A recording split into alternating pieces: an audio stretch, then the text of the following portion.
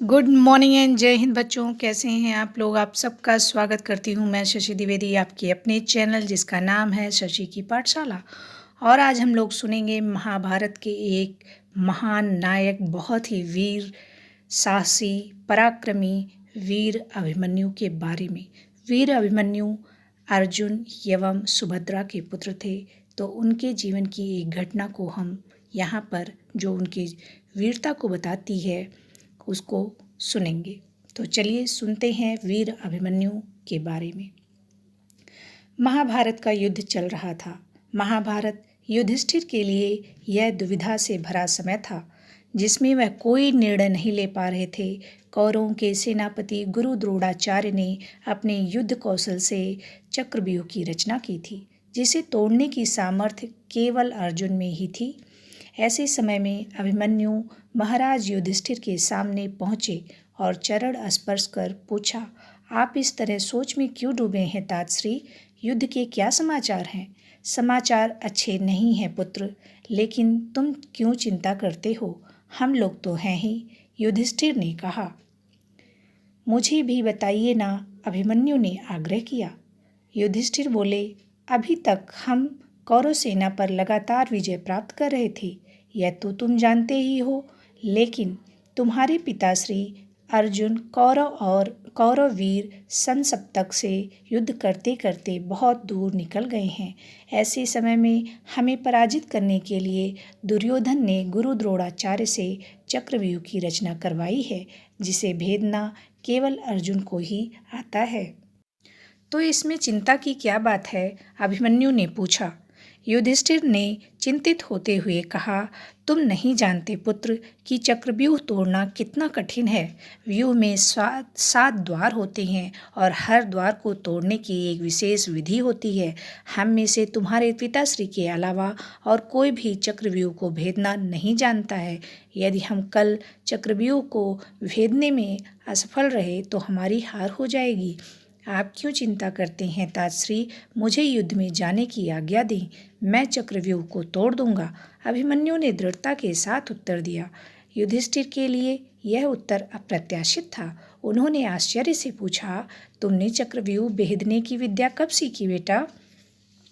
पुत्र, तातश्री, एक बार पिताजी ने माँ से चक्रव्यूह तोड़ने का वर्णन किया था। उस समय मैं माँ के गर्भ में था और यह वर्णन सुनकर मैंने यह विद्या सीख ली।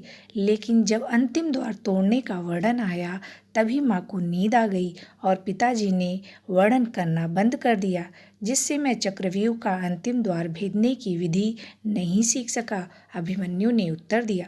चक्रव्यूह के अंतिम द्वार को तो मैं अपनी गदा से ही तोड़ दूंगा, भीम ने गदा घुमाते हुए गरज कर कहा। अब युधिष्ठिर के सामने धर्म संकट था। बालक अभिमन्यु को वह युद्ध में कैसे जाने दें? अभिमन्यु ने उन्हें असमंजस में देखकर आश्वस्त किया, तातश्री, जब शत्रु ललकार रहा हो तो हाथ पर हाथ रखकर बैठे रहना कायरता है। सामने कौरव सेना का रचा चक्रव्यूह था, इधर अभिमन्यु थे। उनके पीछे भीम और दूसरे पांडव वीर थे। अभिमन्यु ने बाणों की बौछार करते हुए चक्रव्यूह का पहला द्वार तोड़ दिया। कौरव सेना के लिए यह चौंकाने वाला हमला था।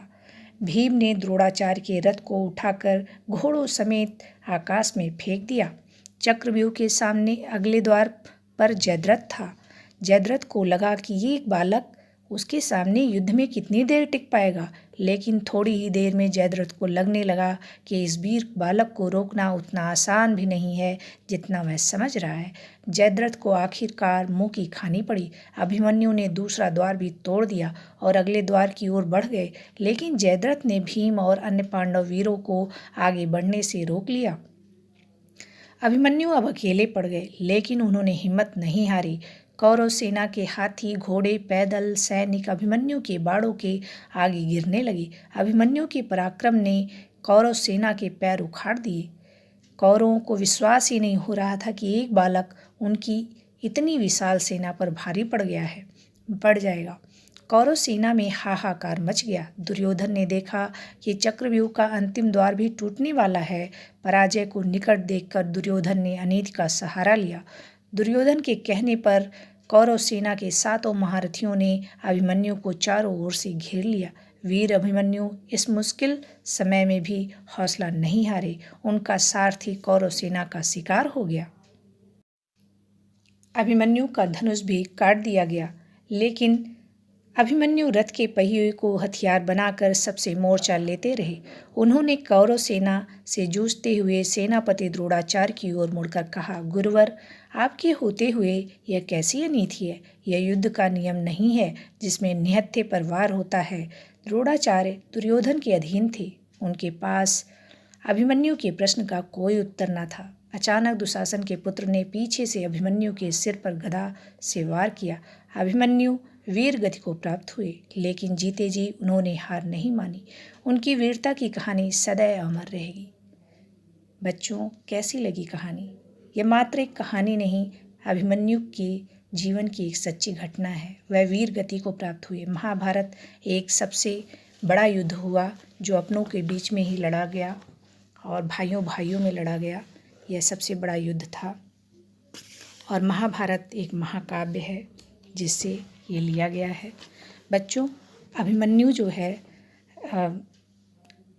अर्जुन के पुत्र थे। अर्जुन बहुत ही वीर थे, लेकिन ये बालक थे और बालक पर वैसे एक लोग युद्ध तो कर सकते हैं, बालक है इसलिए भी युद्ध नहीं करना चाहिए था। लेकिन जब ये युद्ध में चला ही गया तो कम से कम एक व्यक्ति से एक को युद्ध करना चाहिए था, लेकिन सब मिलकर युद्ध कर रहे हैं। और एक से एक ज्ञानी और बुद्धिमान और वीर उस समय थे जिसमें और कोई मना नहीं कर रहा है। जैसे द्रोणाचार्य गुरु थे और वो भी नहीं दुर्योधन को कह पा रहा है कि नहीं यह अन्याय है, ये गलत है।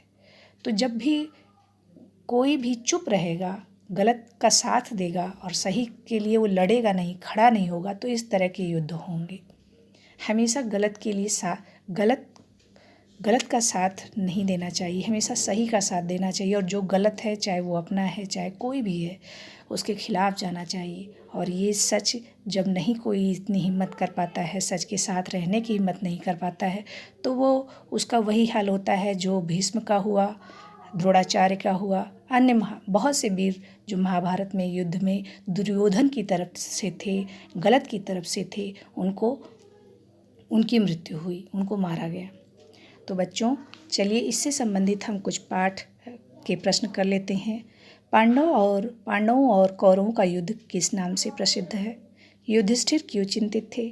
अभिमन्यु ने गुरु द्रोणाचार्य को कैसे प्रणाम किया? चक्रव्यूह के भीतर अभिमन्यु के साथ दूसरे पांडव वीर क्यों ना जा सके? अभिमन्यु ने चक्रव्यूह भेदने की विधि कैसे सीखी? बच्चों, इस तरह की कहानियाँ हम लोग फिर सुनते रहेंगे और नई नई कविताएं।